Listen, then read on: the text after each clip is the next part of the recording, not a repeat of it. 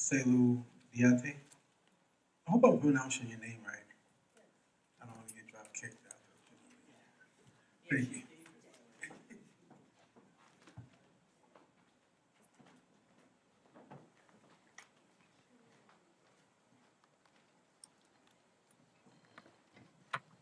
Hi, my name is Selu, and I am one of the people whose house have been foreclosed on.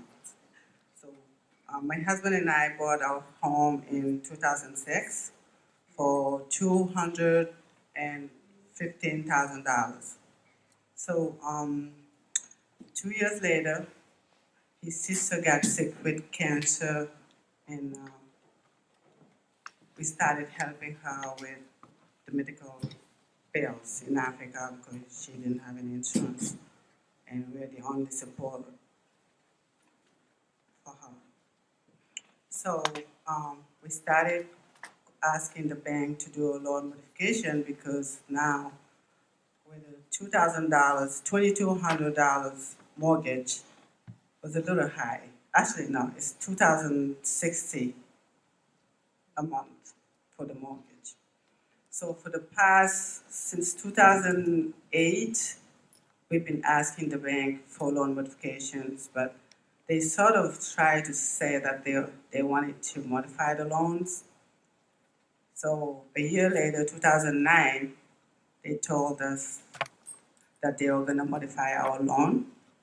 So they gave us a $200 modification less than what we were supposed to pay. So the new mortgage was supposed to be $1,800 instead of $2,000. Okay.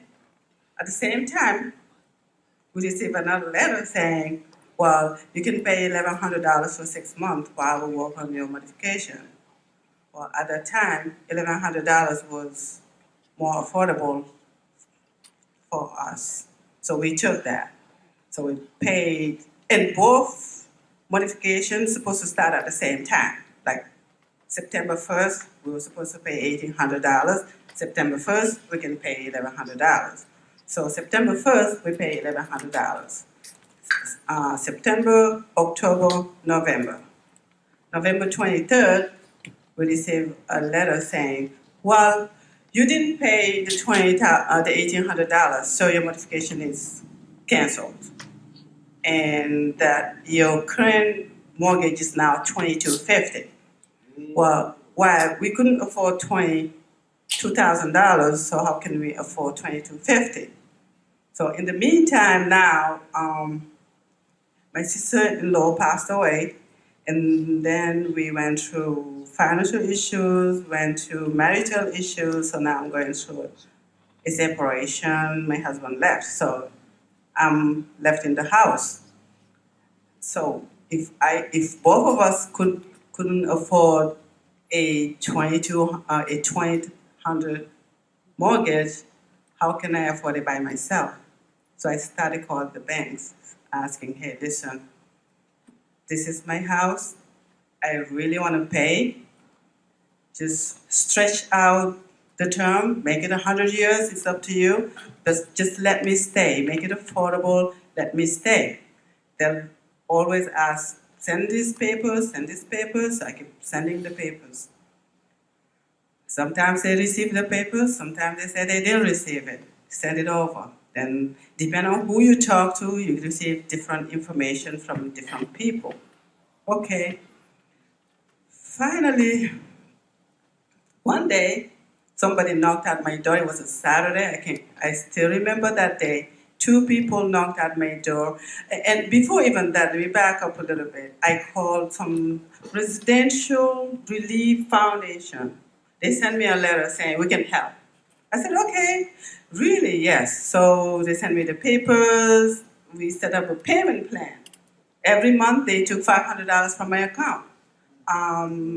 Yes, they even took an extra $500 from my account, and I had to fight to get it back. So I paid them $1,500 for them to help me. Nothing has happened. They never even helped me at all. So when two people knocked at my door that Saturday, I was ready to go out. somebody said, we're from No One Leaves Coalition, and we organize our community to fight against the banks. I was like, thank you.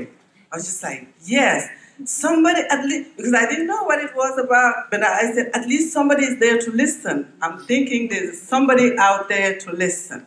So they told me we have a meeting every Tuesday. I said, I'll be there. And that Tuesday, I went there. When I got there, it was so interesting.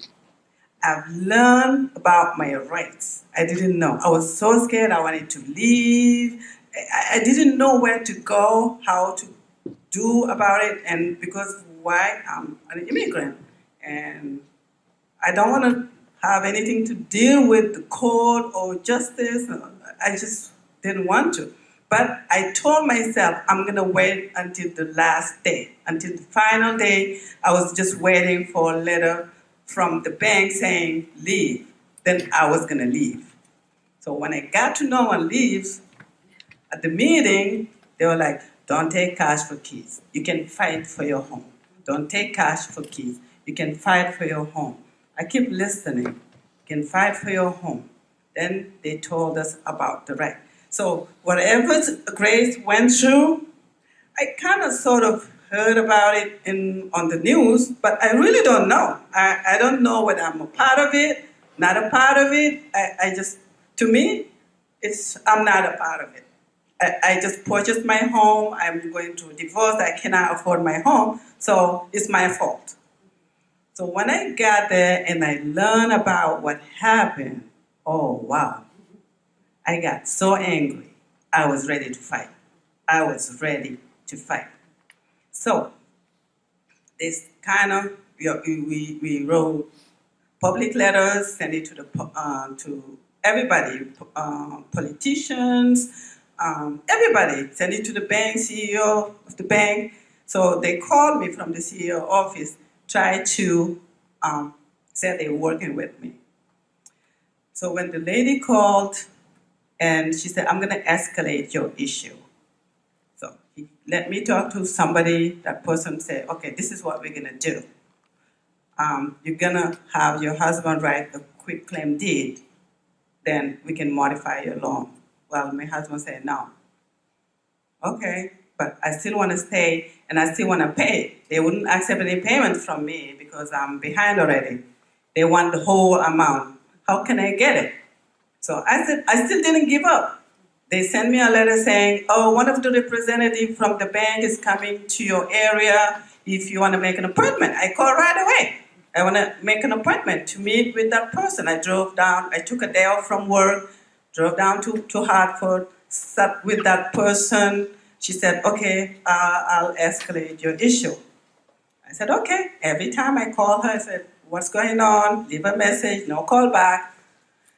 Until one day, I received a letter saying, your foreclosure date is going to be November 9th. But at that time, for all this stress and you have to be a part of it to understand the stress level that we do go through. No one can imagine that. But however, my kids say, you need to get out of here a little bit. Just take a vacation. So they bought me a ticket to go to Africa. So I did. I was supposed to leave October the 29th, the day that we had that thing, that winter ice thing here. And then for 2 weeks.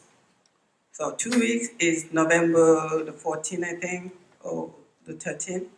They said they're going to foreclose on my home on November 9th. You know what? I said, let it be. But then, my group is ready to fight. I said, let it be the night.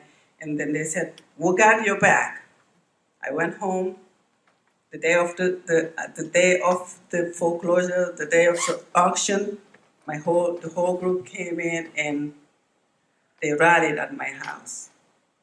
They rallied and I called from Africa. We chant together. They chant back. I was on the phone. It was really nice. It was really nice to see that people fight for you and they don't even know you. And that was one of the reasons why, even when they knocked at my door, most of the people within the group are not under foreclosure. They don't even own a home. So I'm telling myself, if these people are fighting for us, why not us fighting for ourselves and fighting for each other?